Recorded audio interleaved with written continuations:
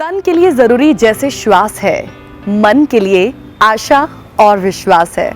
दोस्तों, जीवन में ना दो मनोदशाएं होती हैं। एक होती है आशा और दूसरी होती है निराशा। आशा है तो सब कुछ है, आशा है तो हौसले हैं, आशा है तो उम्मीदें हैं, उम्मीदें हैं तो सफलता है। इसके विपरीत अगर आपके जीवन में निराशा है तो कुछ नहीं है, ना हौसले, ना उम्मीदें और ना ही सफलता। इसलिए जिंदगी में कभी निराश ना हो। Never get disappoint.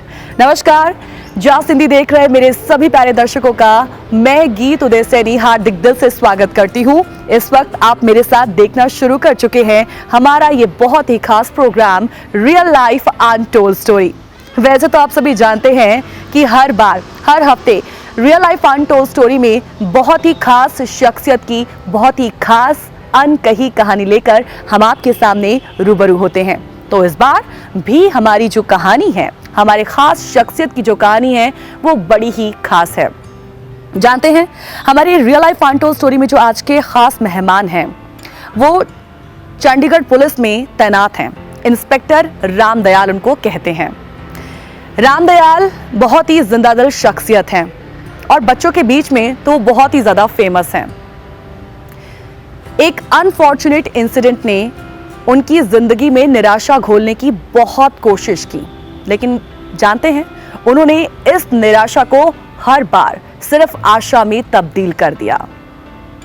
जिंदगी जीने के प्रति उनका जो एक नजरिया है ना, वो बड़ा ही सकारात्मक है, बड़ा ही पॉजिटिव है और वो हमसे यही कहता है, जीना है तो भाई ऐसे जियो, क्योंकि जीना इसी का नाम है। तो आइए मिलवाते हैं आपको उनसे फिर।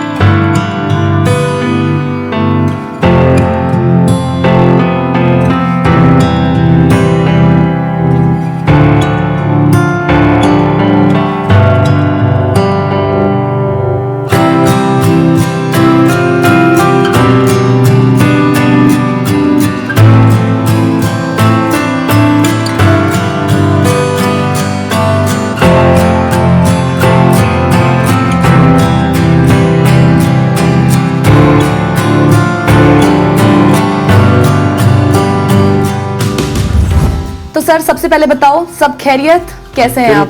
बिल्कुल nice, all good, all nice, thank you. आपको देख के हम भी और ज्यादा नाइस हो गए हैं, क्योंकि मैं प्रोग्राम की शुरुआत में ये कह रही थी कि एक बहुत ही जिंदादिल शख्सियत के साथ आज हमारी मुलाकात होने वाली है, जिनका जिंदगी के प्रति जो एक नजरिया है ना, जो एक पर्सपेक्टिव है, वो बड़ा ही पॉजिटिव है। तो वो जो पॉजिटिविटी है हमें अंदर से और जो हमारी चेतना उसको जागृत कर देती है, या फिर और पॉजिटिविटी जो है हमें दे देती है। तो आज बहुत ही मान महसूस कर रही हूँ और लाइफ में पहली बार किसी इंस्पेक्टर के साथ मेरा ये इंटरव्यू है और आपकी जिंदगी को बड़ी ही तफसील से आज हम जानेंगे आपकी जुबानी।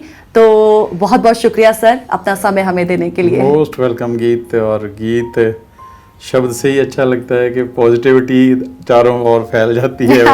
हाँ, thank you, that's so nice of you sir.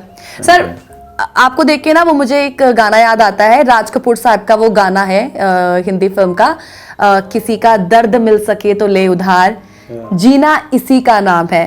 तो ये जिस तरीके की जिंदगी आपकी है ना, और जिंदगी के प्रति वही पॉजिटिव रवैया, वो हमें संदेश देता है कि जियो तो ऐसे जियो। तो सर, शुरुआत से हम शुरू करेंगे, जो हमारे प्रोग्राम का एक कायदा भी है।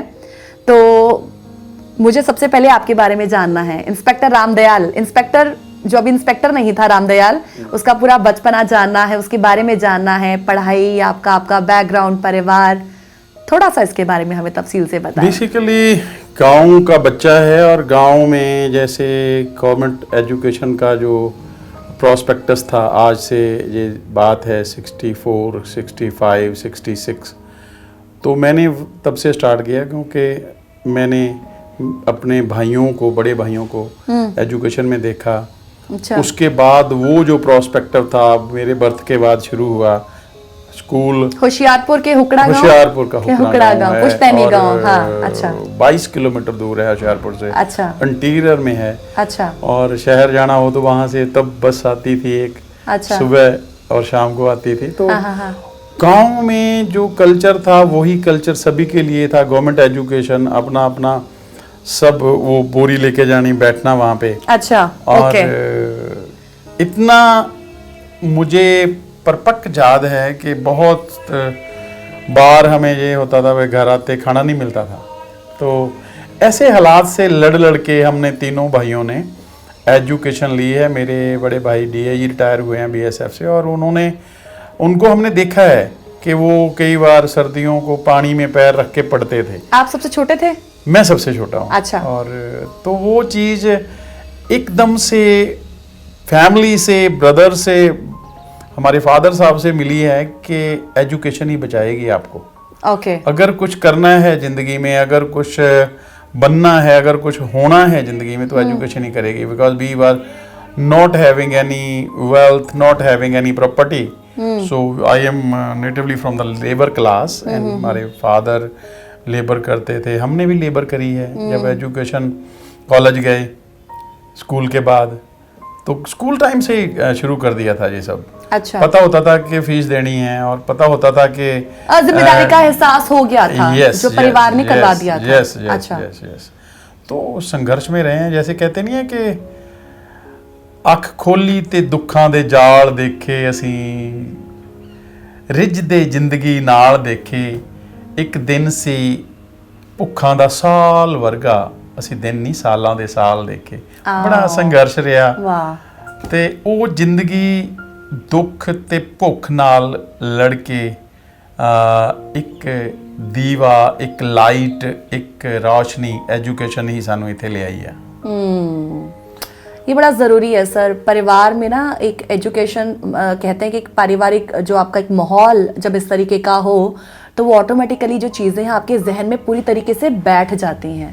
फिर आगे वही रोशनी जो है बाकियों में जो है फैलाते रहते हैं। इंस्पेक्टर रामदयाल वही कर रहा है आज। बस यही है कि वही मैसेज है, जहाँ से मैं वही पाथ से निकल के आया हूँ, वही पाथ है, उसी के बारे में बात कर रहे हैं। कोई नया नहीं है, कोई मतलब ऐसा नहीं है कि उधर से बात आई है उधर से पकड़ी है, नहीं। जिस रास्ते से मैं आया हूँ वही रात, वही बात, वही एजुकेशन के बारे में बात कर रहा हूँ। और मुझे ये एजुकेशन ही यूनाइटेड नेशन तक ले गई। उसके बारे में, हाँ नहीं, that's true sir, that was your biggest achievement, और उसके बारे में हम और भी आराम से आपसे जानेंगे। लेकिन क्योंकि अभी शुरुआत हमने की है, तो व्हाट आई कैन अंडरस्टैंड कि कुछ ज़िंदगी की दुश्वारियाँ, गरीबी, ये सब चीज़ें आपने देखी हैं, और इन सब चीज़ों से आपका परिवार और आप खुद और आपके भाई भी निकले हैं। मैंने पढ़ा है आपके बारे में कि एक आप बहुत अच्छे एथलीट भी रहे हैं। रियली जब वो गांव में होता है ना, वो सब कुछ करना पड़ता है आपको। गांव में हर एक चीज़ हाथों से, हर एक चीज़ प्रैक्टिकली।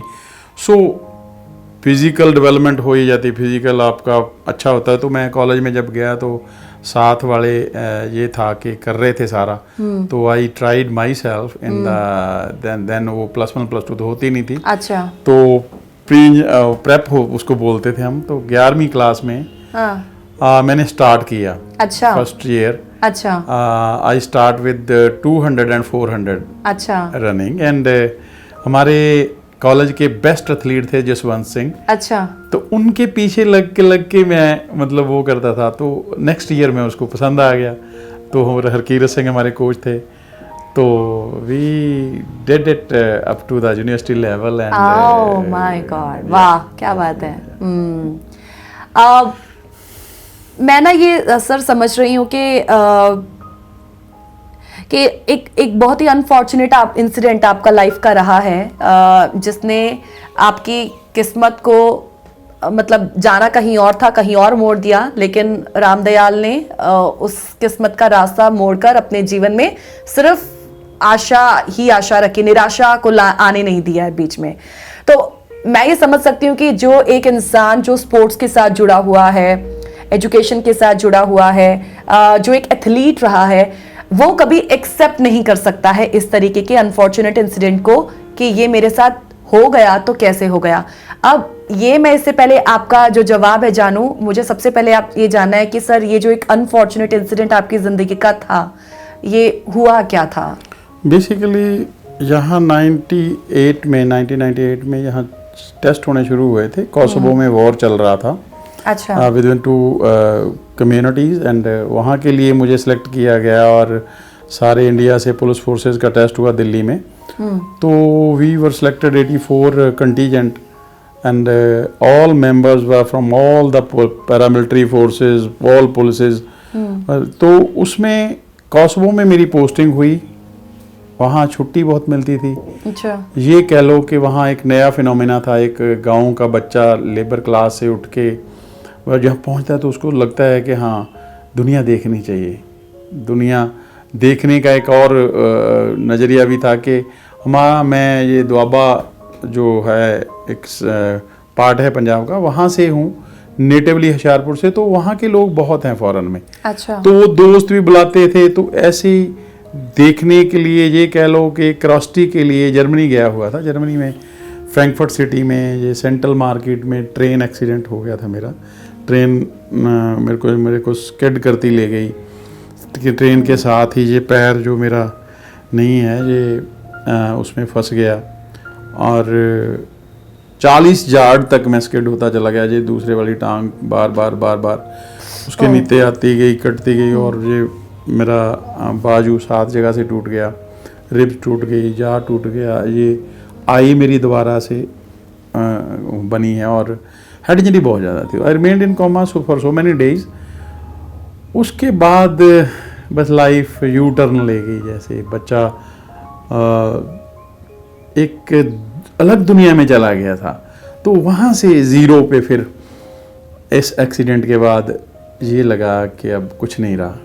अब ये हो गया कि दोबारा से कैसे खड़े होंगे। अब जिस पे दौड़ते थे वो टांगे ही नहीं रही। बिल्कुल सर, ये स्वाभाविक सा है कि इतना बड़ा शौक एक जिंदगी में आ जाए तो बहुत कुछ सोचने पर मजबूर कर देता है। Really, I was in a severe frustration and my brother saved me and he came back to me by taking a long leave from his force. Then he was commandant in BSF and he saved me, he cured me, he just appreciate me in so many things. But the idea lately ये survive किया, वो मुझे कहते थे कि अब तेरे को हेल्प की ज़रूरत रहेगी, आपको दूसरों के लिए जीना चाहिए। तो मुझे अच्छा तो नहीं लगता था। ये बात धक्का लगता है, ये अच्छा नहीं लगता था। लेकिन बाद में जब वो ले गए मुझे गाँव में और उसी क्लास में, उसी स्कूल में जहाँ पे मैं रहा, तो मैंने फर्स्ट टाइम देखा कि मेरे जैसे बहुत बच्चे हैं। वहाँ पे बहुत बच्चे मुझे मिले जो उस दिन भी नंगे पाँव पढ़ने आए हुए थे। तो मुझे तो सब याद आ गया कि मैं खुद नंगे पाँव पढ़ता था। मैं खुद 3-3, 4-4 किलोमीटर हाई स्कूल में जाता था। तो उस एपिसोड ने ही मुझे एक लाइट सी दिखाई कि I have to live with this kids, with this all kids. ये रामदयाल ही हैं सारे, ये मोहनलाल ही हैं सारे। सो वो चेन सी बनती गई और मैं ये जो रोशनी आगे कैसे फैलती गई, मैं उसे भी आपकी ज़ुबानी सर जानूंगी। कायदे से एक छोटा सा ब्रेक पहले ले लेते हैं प्रोग्राम में। रियल लाइफ अनटोल्ड स्टोरी में जुड़े रहें। बहुत ही खास कहानी है इंस्पेक्टर रामदयाल जी की, जिनसे आज हम बात कर रहे हैं, जो इस वक्त हमारे साथ जुड़े हुए हैं। और उनके बारे में और यदि आपको जानना है तो जुड़े रहना पड़ेगा जॉस हिंदी के साथ। छोटे से ब्रेक के बाद तुरंत लौटेंगे। जो आखिरी सवाल ये किया था मैंने कि ये हुआ कैसे, है ना, एक अनफॉर्चुनेट इंसिडेंट। एंड उस समय जब आप आंसर कर रहे थे ना, तो आई कैन फील कि एक अजीब सी दर्द की जो गहराई होती है उसमें आप डूब गए। बट मैं उस पर ज़्यादा बात नहीं करना चाहती हूँ, बिकॉज ये एक ऐसा प्रोग्राम है ना जिसमें हम हर शख्सियत की एक उस गहराई से निकलते हुए निकलकर आगे रोशनी किस तरीके से अपने अंदर और उसके साथ साथ लोगों में कैसे फैलानी है, पॉजिटिविटी कैसे जनरेट करनी है, ये प्रोग्राम जो है उसको लेकर है। एंड आप वही है पर्सनालिटी, है ना। तो इसलिए मैं चाहती हूँ कि जब आपने वो खत्म किया कि वो एक लाइट अंदर से जगी, उसके बाद क्या हुआ, उसके बाद how was your life? Basically वो जो एक क्रैबोरेशन था, या एक इसको कहते हैं ना, एक होती है सिंपैथी, एक होती है एम्पैथी। हाँ, जैसे अपनापन लगा कि मैं ही हूँ, ये मैं ही रामदयाल ही हूँ, जो नंगे पैर, किसी के पास ड्रेस नहीं है, किसी के पास बैग नहीं है।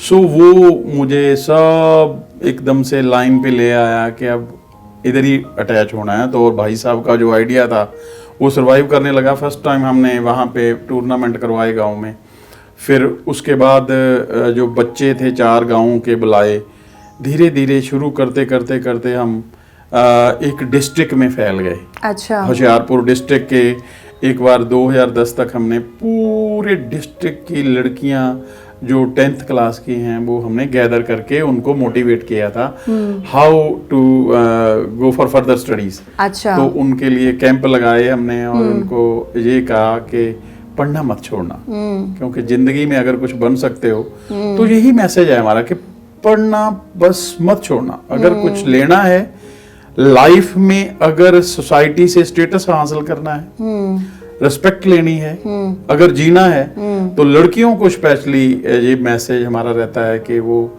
इंडिपेंडेंट हो जाएं और इस वे से वो अवेयर हो जाएं।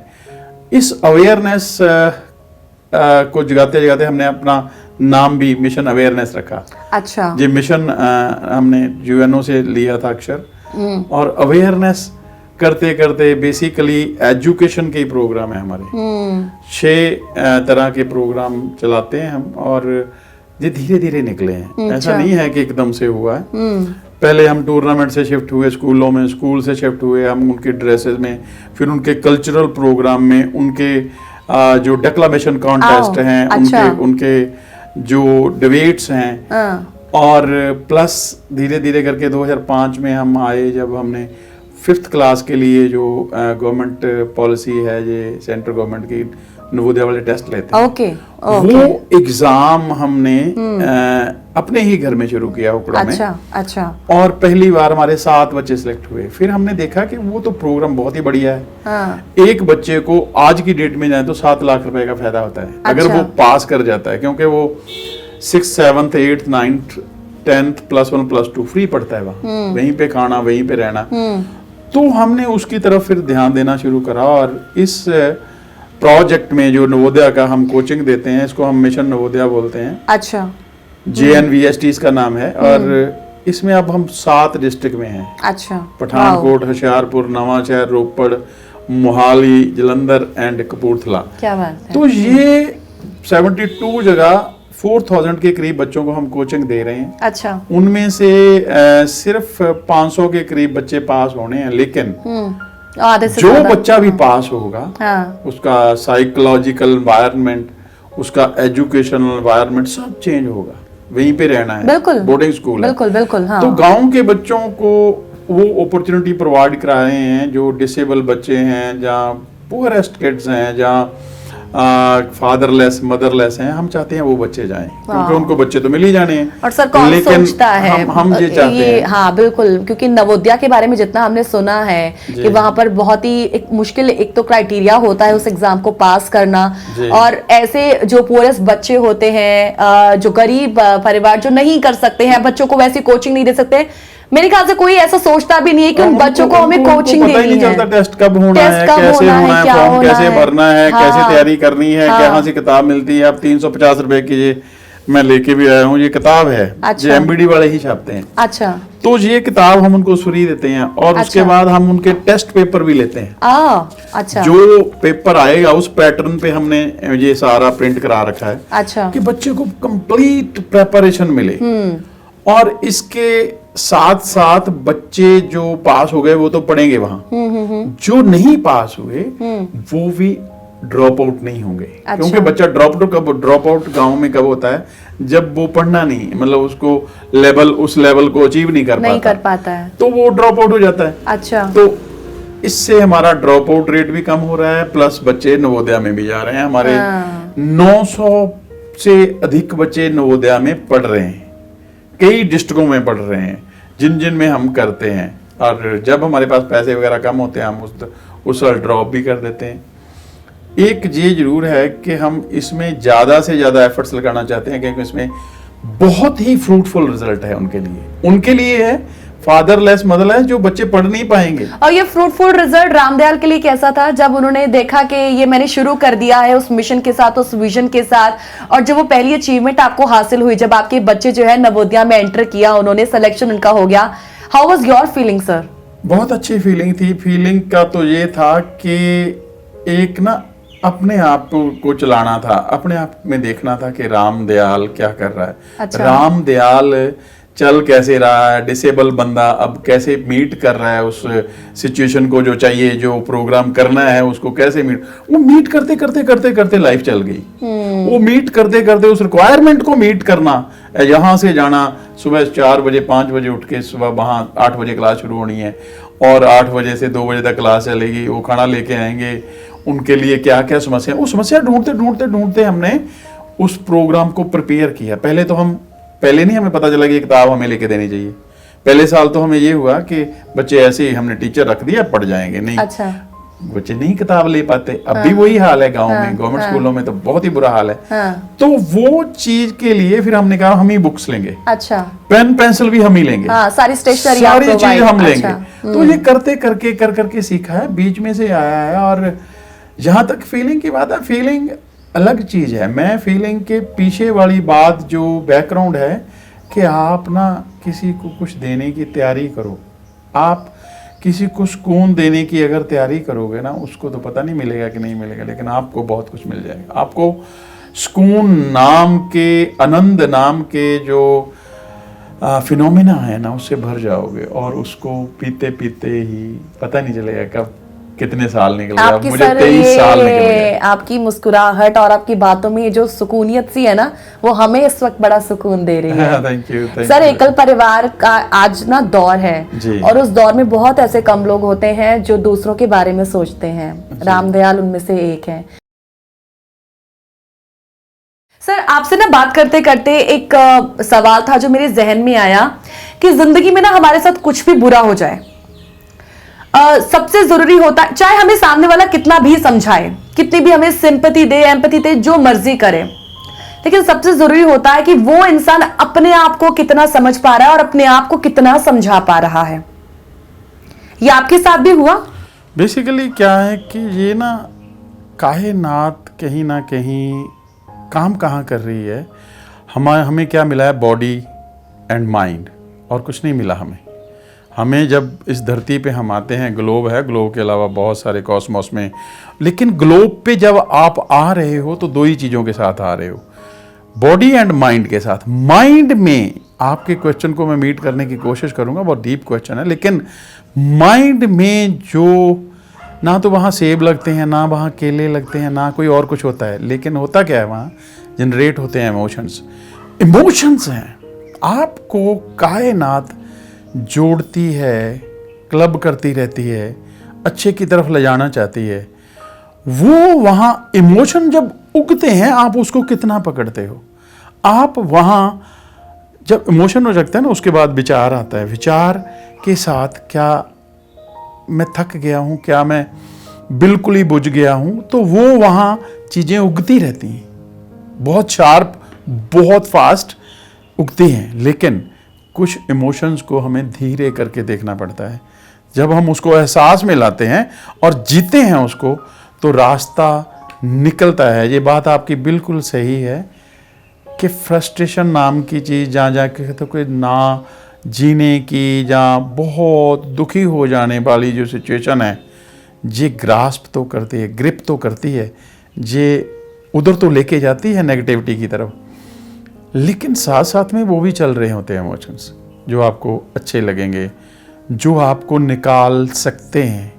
बात इतना है कि तुम उनको पकड़ते हो कि उनको इग्नोर कर देते हो। मैं थोड़े दिन पहले एक हमारे साथी हैं, वो अनंतनाद पे काम कर रहे हैं, तो उनसे बात कर रहा था। वो बहुत अच्छी बात उन्होंने कही कि ये भगवान है ना, ये सारा फैला हुआ है। हमें हमारा एशिया में तो ये कॉन्सेप्ट है कि भगवान के पास मरने के बाद जाएंगे, वो देखेंगे आपके अच्छे काम कितने हैं, आपके बुरे काम कितने हैं, आपके बुरे काम देख के आपको नरक में डालेंगे, आपको तो ऐसा वो कहता कुछ नहीं होगा।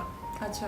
वो कहता होगा क्या कि भगवान जाते ही बहुत खुश होगा, आगे वो और आपको बताएगा कि यार देख माय दोस्त, my son, my boy, my girl, I have given you millions of opportunity to be happy. मैंने 2 करोड़ आपको मान लो दी थी, चांसेस दिए थे आनंद में जाने के लिए, खुशी में जाने के लिए। तूने तो यार बहुत कम यूज करे। अच्छा।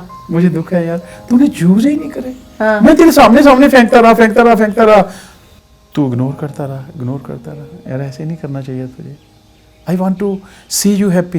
वो कहता है भगवान जो है ना, अगर वो हमारे बुरे कर्म वॉच करेगा, उनको गिनेगा, तो वो भगवान ही नहीं है। भगवान तो हमें, कॉस्मोस तो हमें, ये देखो ना 5 चीजें हैं, हवा, पानी, अग्नि, आकाश और ये धरती।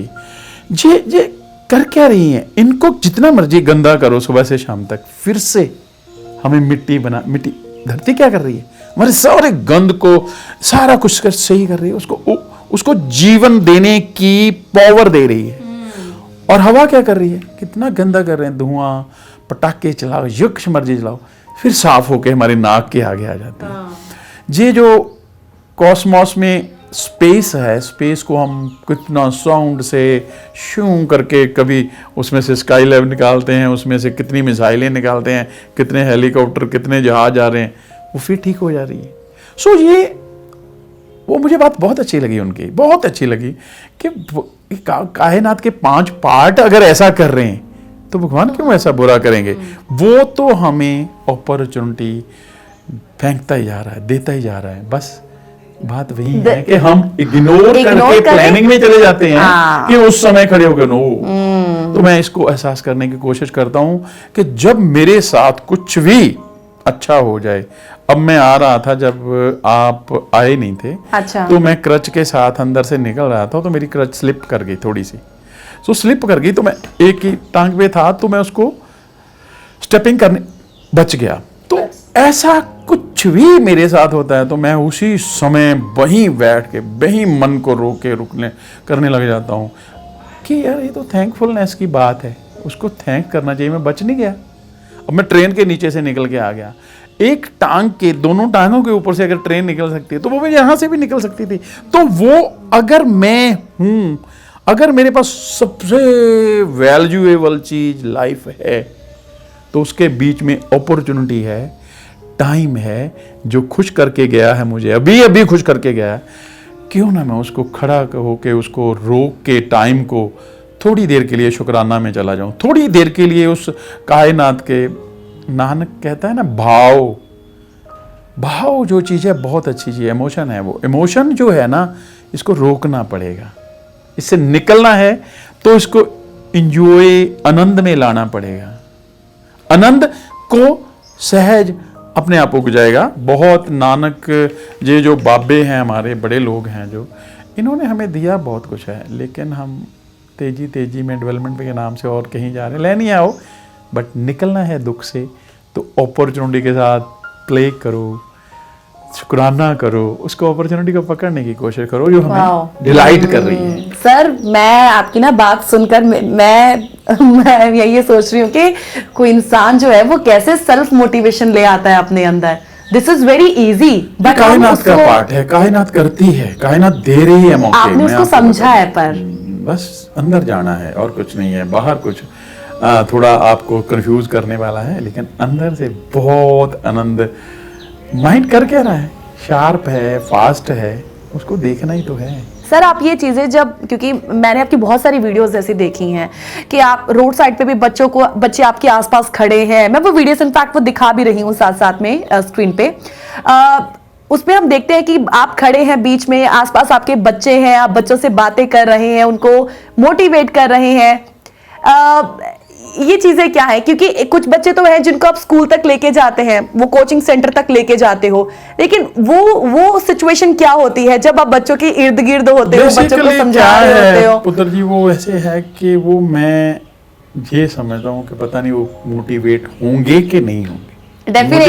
मुझे जब एक्सरसाइज चल रही है, जब मैं अपने मन से ये चला रहा हूँ कि ये बच्चा जो मेरे सामने खड़ा है ये पास हो जाए, मुझे ये चाहिए कि ये पास हो जाए, क्योंकि इसकी सिचुएशन मुझे पता है, इसके फादर नहीं है, इसकी मदर नहीं है, ये घर में कैसे रहता है मुझे पता है, और मैं जोर लगा रहा हूं अपने अंदर अंतर आत्मा इमोशन से उसको जोर लगा रहा हूं, मेरा उसके साथ जुड़ाव है कि पास हो जाए ये, इसको ये दूं वो दूं, ये करूं वो करूं, ये बोलूं वो बोलूं।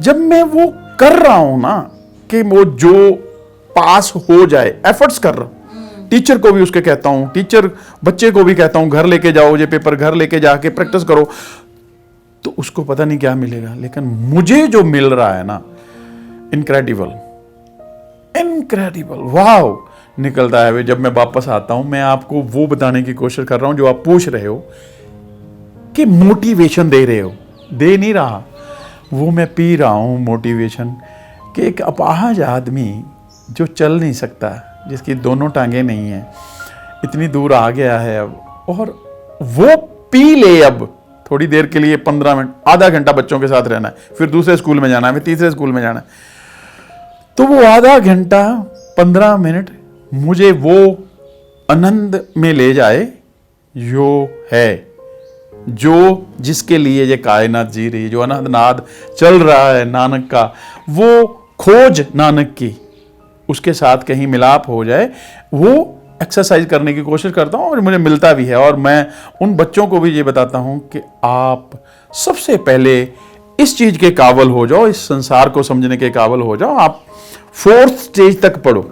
अच्छा, 4th स्टेज मैंने ये उनको मोटिवेट करता हूं कि फर्स्ट कोई भी स्कूल नहीं जाता तो वो भी पढ़ा लिखा है, वो सीखा है मां से, पेरेंट्स से, सोसाइटी से। दूसरी स्टेज है आप किसी के पास पढ़ने जाते हो, टीचर पढ़ाता है आपको, कोई पढ़ाएगा आप पढ़ोगे। तीसरी स्टेज है बुक। पंजाब में, पूरे पंजाब को मैं बहुत प्यार करता हूँ, पंजाबियत को मैं बहुत जानना चाहता हूँ जी। Recently I have started my 6th book on Punjab. ये गांधी जी के जो ग्रैंडसन है उसने किताब लिखी है पंजाब से, पंजाब के ऊपर, और के औरंगजेब से लेकर 47 तक कैसे पंजाब रहा, तो वो मैंने पढ़ी है। तो मैं पंजाब में ये देखना चाहता हूँ कि पंजाब के बच्चे एजुकेशन लेवल तीसरी स्टेज तक आ जाए। पंजाब में बुक नहीं पढ़ते लोग, पंजाब में ये जानना नहीं चाहते लोग कि क्या है। और तीसरी स्टेज है एजुकेशन की, आप बुक्स पढ़ते हो, और फाइनल स्टेज है रिसर्च लेवल, चौथी स्टेज है वो कि आप अपनी बुक लिखते हो, आप रिसर्च करके अपना कुछ लिखते हो, थीसिस लिखते हो। तो वही बच्चों को मैं बताता हूं कि 4th स्टेज तक जाना, वहां तुम चले जाओगे, तुम अपने नाम के सामने डॉक्टर लिखोगे। जब डॉक्टर लिखोगे, जो 100 स्टेज पार कर जाओगे, तब तुम्हें समझ आने लगेंगे लोग, तब तुम्हें समझ आने लगेगा समाज, तब तुम्हें समझ आने लगेगी दुनिया, फिर कायनात तुम्हें अपने आप बुला लेगी, फिर तुम कायनात के साथ जुड़ना। लेकिन पहले काबिल हो जाओ कि तुम दुनिया को देख सको। दुनिया को सिर्फ और सिर्फ एजुकेशन के चश्मे से ही देखा जा सकता है, नहीं तो इतना कुछ सराउंडिंग में हो रहा है कि आपको कंफ्यूज कर देगा सोशल मीडिया ये। तो मैं उन बच्चों को यही कहता हूं कि बच्चों, बहुत कुछ सराउंडिंग में हो रहा है, इसको अगर सही से जानना है तो 4th स्टेज तक पढ़ना, 4थी पौड़ी तक जाना एजुकेशन के। जब तुम खुद अपना कुछ लिखो, रिसर्च करके बनोगे, डॉक्टर लिखोगे, तो तुम्हें दुनिया समझने की आंखें मिल जाएंगी। तो उसके बाद करना जो भी करना। बड़ा सटीक उदाहरण सर आपने दिया। इस दुनिया में बड़ा कुछ हो रहा है, इसको जानने के लिए एजुकेशन बहुत जरूरी है। और पंजाबियों को, पंजाबियत को, और हमारे गुरुओं ने जो दिया है, हमारे जो बड़ों ने दिया है, जो गाइड हमारे कह रहे हैं, वो करने की जरूरत है। हम पढ़ते ही नहीं है, हम एजुकेशन की तरफ जाते ही नहीं है। हम एजुकेशन के बाद ही उतरेंगे ना माइंड में, बिल्कुल, उसके बाद ही हमें पता चलेगा कि हम हैं क्या। नहीं पर sir this is very great कि आप अपने प्रोफेशन के साथ साथ ये जो मुहिम चला रहे हैं बच्चों के बीच में कि एजुकेशन आपके लिए जरूरी है, तो क्यों जरूरी है आप वो कारण भी बता रहे हैं। That is very good sir. छोटा सा और ब्रेक हम यहाँ पर लेंगे, कायदे से ब्रेक बार बार हमें लेना पड़ता है। तुरंत लौटेंगे, रियल लाइफ अनटोल्ड स्टोरी में जुड़े रहे हमारे साथ। ब्रेक के बाद सबसे पहले आप सभी का एक बार फिर से स्वागत करते हैं। और आज चंडीगढ़ पुलिस में तैनात इंस्पेक्टर राम दयाल जी जो आज हमारे साथ जुड़े हुए हैं, उनसे हम बात कर रहे हैं। और जब भी उनका नाम जुबान पर आता है तो हमेशा दो बातें सामने आती हैं जो उनकी जिंदगी के साथ जुड़ी हुई हैं, जिन्हें हर कोई जानता भी है। इनफैक्ट पहली तो ये है कि अपनी शारीरिक दिक्कतों की वजह से जितनी भी अड़चनें आई हैं उन्होंने उसे कभी अड़चन समझा ही नहीं है, बल्कि उस निराशा को आशा में तब्दील कर दिया है। दूसरा यह है कि बच्चों के बीच में वो बड़ा खास है और बच्चों से जितना प्रेम करते हैं बच्चे उन्हें उतना ही ज्यादा प्रेम देते हैं। एजुकेशन जो वो समझते हैं, जिन्होंने बचपन में ही एक परिवार में उस एजुकेशन को समझा है, एक पारिवारिक माहौल में एजुकेशन के महत्व को समझाया गया है, आज उसी महत्व को वो बच्चों के बीच में लेके जा रहे हैं कि पढ़ाई आपके लिए क्यों जरूरी है। रामदयाल जी, एक बार फिर से आपका बहुत बहुत स्वागत करते हैं। सर, ये मेरा ना सौभाग्य है कि पिछली बार भी जब मैं रियल लाइफ अनटोल्ड स्टोरी में एपिसोड अपना शूट कर रही थी तभी एजुकेशन के बीचों बीच ही मैं घिरी हुई थी, क्योंकि बच्चे थे मेरे साथ और उस वक्त शिक्षक भी थे।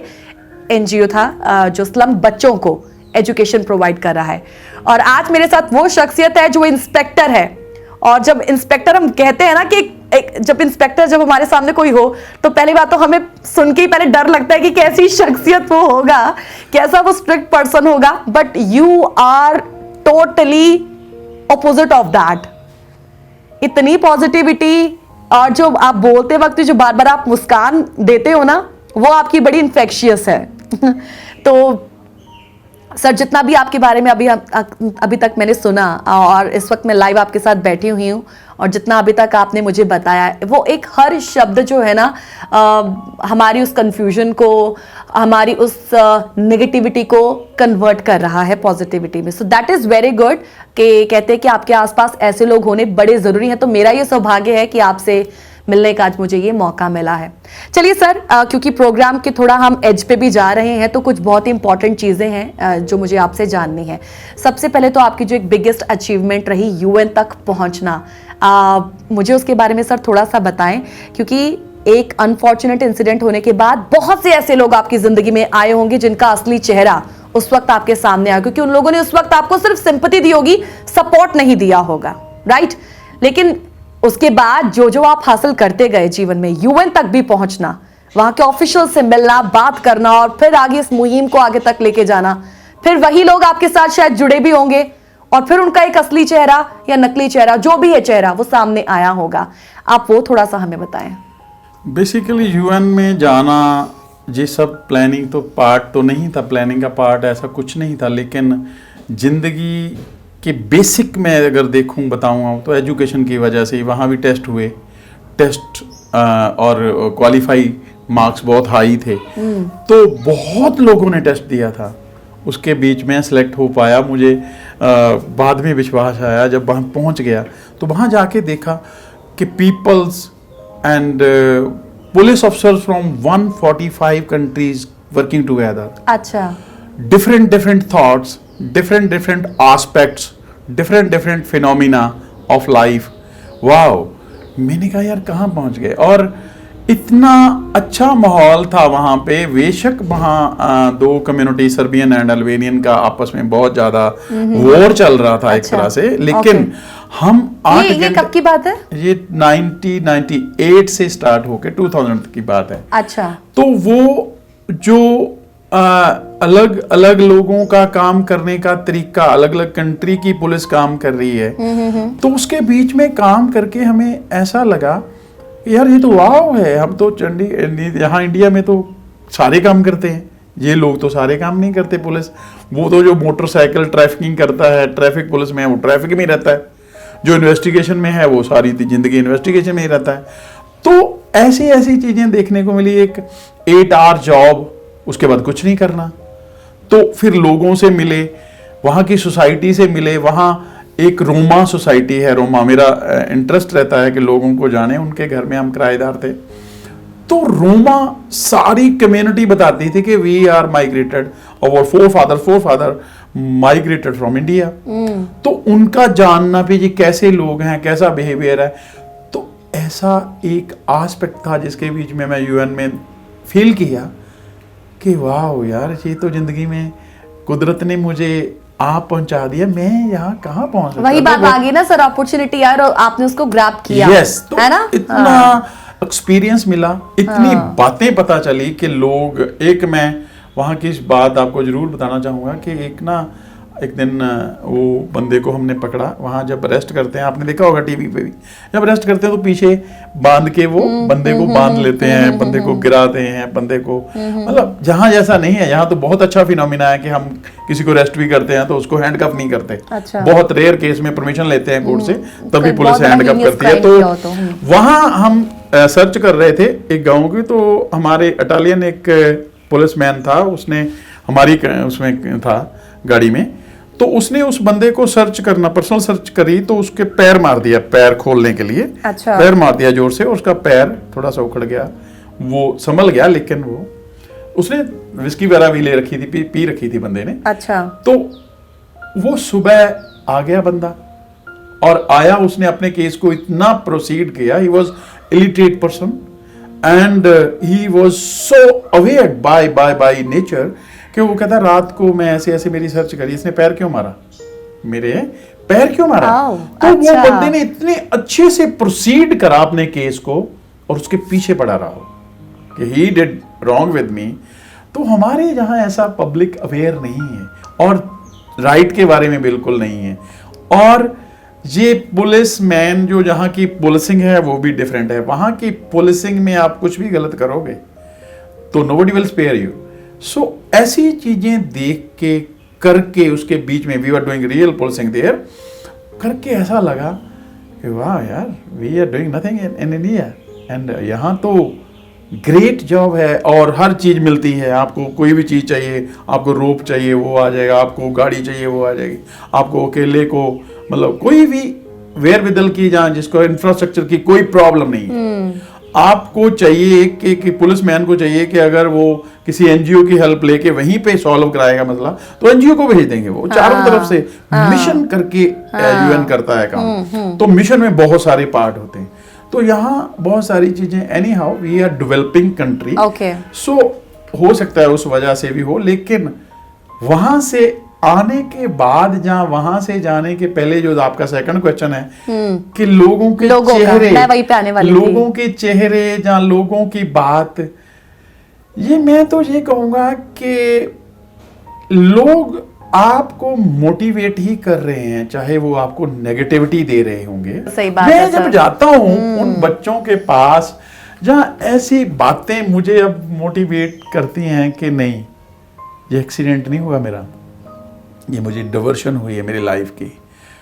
ऑलमाइटी गॉड एंड ये थ्योरी, ये जो कायनात है, इसने मुझे डिवर्शन दी है। Oh, you have to go in this way, direction मिली है मुझे। और मैं, I was really police man before my accident, and after accident nowadays I am taking this accident as a blessing of God, as blessing of Almighty, as blessing of कायनात। तो मुझे अच्छा लगता है कि नहीं, बुरा नहीं हुआ मेरे साथ, ये मुझे डाइवर्ट करने के लिए, नहीं तो मैं जान ही नहीं पाता रामदयाल क्या है, रामदयाल कैसा है, रामदयाल को क्या करना चाहिए, टाइम ही नहीं था। अब अच्छा लगता है। जिंदगी को रामदयाल कैसे एक्सेस करते हैं वो तो सर मैंने समझ लिया है अब, क्योंकि हालांकि मेरे बहुत सारी चीज़ें जो थी उनके बीचों बीच आपने एक ज़िंदगी के फ़लसफ़े को ना समझाया कि ज़िंदगी को हमें किस तरीके से लेना है। प्रोग्राम को थोड़ा सा एज पर अब लेके जाएंगे क्योंकि समापन का, इसके एंड का ऑलमोस्ट टाइम है, लेकिन अब फिलहाल आप ज़िंदगी को कैसे एक्सेस करते हैं और आपके आगे क्या एस्पिरेशंस हैं, स्पेशली खास बच्चों के लिए जो आप अभी कर रहे हैं उस मुहिम के माध्यम से, तो वो हमें जाते जाते प्लीज हमें मैसेज बताएं। बेसिकली पुत्र जी, मेरा कोई ज़्यादा फ्यूचर के प्लान है नहीं। मैं तो रोज यही सोचता हूँ कि आज कुछ हो जाए, आज कोई मिल जाए, आज किसी के साथ दिल में गहराई में उतर जाऊं, कायनात की बात करूं और वो भी कायनात को समझता हो। सो रोज रोज जीते हैं, रोज रोज शुक्राना करते हैं उसका, और हर पल को जीने की कोशिश करते हैं। शुक्राना मौत बहुत पता नहीं जरूरी कब है। आ जाए। लेकिन मुझे एक बात शहीद ऊधम सिंह की बायोग्राफी में उसने लिखी है, वो नानक बाबे के भी आगे की बात लगती है कि उसने, बाबा नानक ने लिखा है कि मौत को याद रखना चाहिए। ये तृष्णा बड्डा रोग लागा, मरना मनो बिसारिया, कि मौत को याद रखना चाहिए। लेकिन वो ऊधम सिंह लिखता है कि one should must learn, remember तो है ही, learn and plan how to die, कि बंदे को, हर बंदे को ये कोशिश, प्लानिंग करनी चाहिए कि मैं मरूं कैसे। मरना तो है ही, मरना तय है, और ये कायनात का, कुदरत का पार्ट है, ये होना है। मौत से डरने की बजाय प्लानिंग करनी चाहिए। तो मुझे ऐसा बहुत अच्छी बात लगती है, इसलिए मुझे, मैं थोड़ा मोटिवेट हूँ उससे, शायद मैं इसलिए बोल रहा हूँ अभी कि मुझे भी मरने का कारण ढूंढना है, कि किस कारण के लिए, किस कॉज के लिए, किस एस्पेक्ट के लिए मरा जा सकता है। सो वो अपॉर्चुनिटी अगर आएगी, आई विल अवेल दैट, क्या बड़ी I बात will live है। that and I will enjoy that. This is my only inspiration. But वो हो जाए तो है, कायनात पता नहीं क्या करेगी क्या नहीं करेगी। I will live with it. You are a real hero sir, और आप बहुत अच्छा काम कर रहे हैं। और इस मुहिम के साथ जो आप जुड़े हुए हैं, मैं चाहती हूँ कि इस पर जो कुछ भी आप प्लान फिलहाल तो कर रहे हैं बच्चों के लिए, उसमें आप इस तरीके से ही सक्सेस हासिल करते रहें। वो कहते हैं ना कि ज़िंदगी में अड़चने हैं हजार, लेकिन कोशिशें जो हैं वो आपकी बेहिसाब होनी चाहिए। Really, है ना? really. तो मैं पंजाबी भी- में एक कहावत है कि अगर आपने गिद्दड़ का शिकार करने जाना है तो शेर का सामान लेके जाना चाहिए। ना, वो preparation बिल्कुल। दुनिया के Correct, aspect में correct, ऐसे correct, जीना correct. चाहिए। और बहुत अच्छा लगा बहुत। मुझे भी गीत, और ऐसा लगा कि वाकई में गीत के साथ थोड़ी देर के लिए गीत गा सका। अपने उस प्रोफेशन से हटके ना, Really? वो वाले। हाँ। Really. तो- Very nice to meet you, because I am a student of media and I am working on it. I am doing my PhD on construction of news. So अच्छा लगा कि कोई मीडिया का आदमी ऐसे भी जानता है किसी को। अरे वाह sir, thank you so much sir, आपने कॉम्प्लीमेंट किया उसके और लिए। स्पेशली कैमरामैन का बहुत बहुत थैंक्स कि उन्होंने हमें बिना वजह सुना इतनी देर के लिए। Thank you very much. नहीं, I am very sure sir, जितना इंटरेस्टिंगली मैं आपको सुन रही थी, उतना इंटरेस्टिंगली वो मेरे साथ जो पीछे भी कैमरे के पीछे खड़े हैं, वो लोग भी मुझे सुन रहे हैं, वो लोग भी सुन रहे हैं, और उतना ही इंटरेस्टिंगली हमारे व्यूवर्स भी इस वक्त हमें सुन रहे होंगे। Thank you everybody. And I am so glad to meet you sir, बहुत ही अच्छा लगा आपसे बात कर। बहुत ही जिंदा दिल इंसान क्यों कहते हैं वो आज पता चल गया। तो मैं आपका एक बार फिर से शुक्रिया अदा करना चाहूंगी सर, अपना प्रेशियस टाइम, इतना वैल्यूएबल टाइम हमारे लिए निकालने के लिए, और बहुत बहुत धन्यवाद सर आपका। Thanks a lot, both of you and you also, all the viewers, all the souls on this earth. Great of you. Thank you so much sir once again. एंड एक बार फिर से वही कहेंगे, जहां से शुरू किया था वहां से देखिए खत्म भी होना चाहिए, कि जिंदगी में है बहुत सारी अड़चने हैं, हजारों अड़चने हैं, लेकिन कोशिशें आपकी बेहिसाब होनी चाहिए। जीना इसी का नाम है, तो चलते रहो जनाब। क्यों सर, है ना? Thank you. हाँ, तो आज का ये एपिसोड है जो था, अब यहीं पे हम उसको फुल स्टॉप भी लगाएंगे, और पूर्ण विराम के साथ इतना कहेंगे कि फीडबैक जरूर दीजिएगा, फीडबैक बहुत जरूरी होता है। और आज का ये जो एपिसोड था, हर बार की तरह बहुत खास एपिसोड था। फीडबैक देने के लिए geet@justbroadcasting.com या फिर info@justbroadcasting.com पर हमें मेल जरूर करें।